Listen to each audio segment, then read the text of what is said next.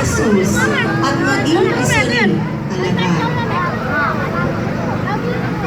Ang imahe ni San Felipe ay nasa pangangalaga ni Ginoong Mario Paulino at Ginoong Angel G. Santa Isabel.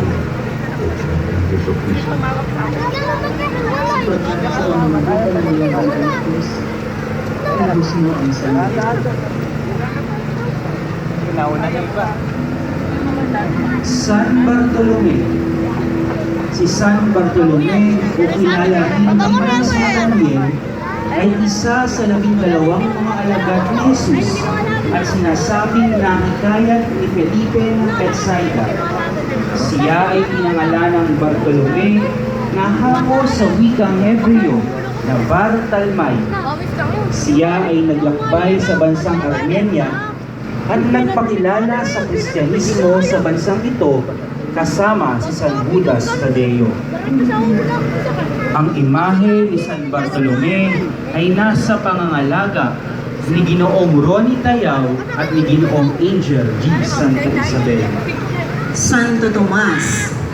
Si Santo Tomas, o kilala rin bilang Didymus, ay nagpakita ng malakas na pananalig sa pamamagitan ng paghahangad na samahan si Jesus sa Jerusalem.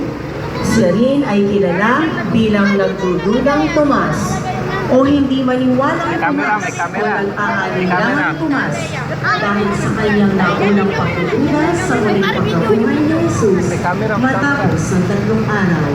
Ang imahe ni Santo Tomas ay nasa pangangalaga ni Ginang Luming at Caloy Sarmiento at ni Ginoong Angel G. Santa Isabel. San Judas Tadeo. Si San Judas Tadeo ay anak ni Cleophas at Maria ni Cleophas. Siya ay pinsan ni Jesus at kung wala nang mayroon silang ugnayan ni Jesus simula ang gabata. Si San Judas Tadeo rin nakasama ng Bartolome sa pagpapakilala